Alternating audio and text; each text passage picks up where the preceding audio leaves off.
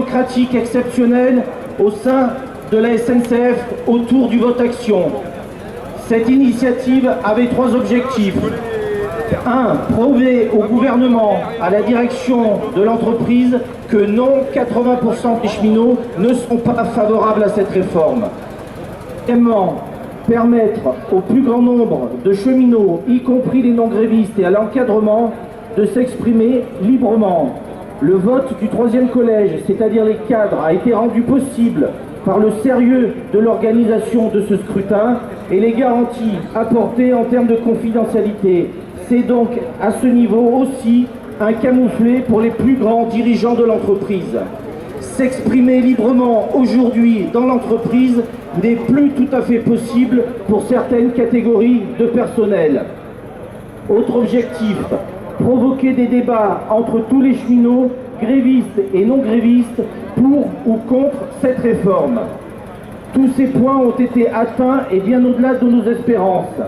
Cette semaine de consultation a permis un débat interne dans le corps social de l'entreprise très enrichissant et jamais connu.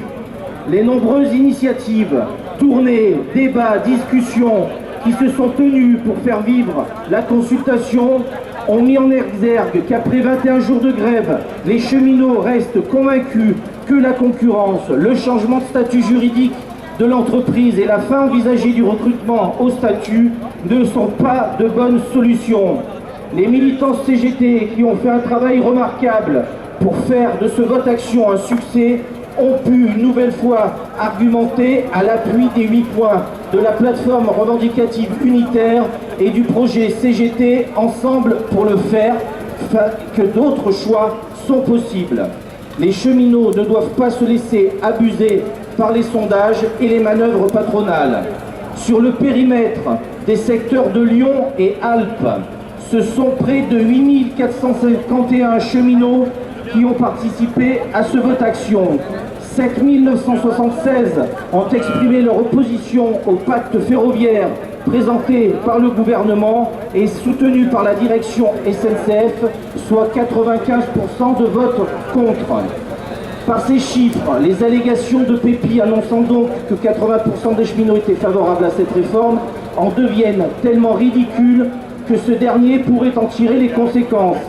Il existe aujourd'hui dans cette entreprise un tel fossé entre les cheminots et leurs dirigeants, qu'ils soient à Saint-Denis ou à InCity, que le retour à la réalité sera compliqué pour certains. Ces résultats portent le discrédit sur nos trop chers dirigeants, Pépi, Janté, Vichra et le comité exécutif. Malgré les consignes de la présidence, malgré les embûches, malgré le refus des dirigeants à InCity d'installer les urnes dans la tour, malgré ces injonctions et ces directives, la majorité des dirigeants de l'entreprise ont permis dans leurs UP, chantiers, ateliers ou bureaux que cet exercice de démocratie puisse avoir lieu et ils ont d'ailleurs participé massivement au vote. Maintenant, cette hostilité doit être entendue. On ne fait pas une réforme contre les premiers intéressés, à savoir les cheminots.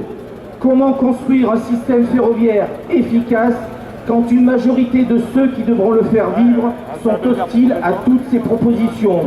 Le gouvernement, le patronat ferroviaire ainsi que la direction de la SNCF doivent maintenant répondre aux revendications des grévistes. Aujourd'hui aussi, nous sommes venus porter aux dirigeants de la SNCF des CV et des lettres de motivation qui sont le fruit des bureaux d'embauche que les syndicats CGT de Lyon, Pardieu et Saint-Étienne, avec les comités CGT des précaires et privés d'emploi, ont organisé samedi 19 mai.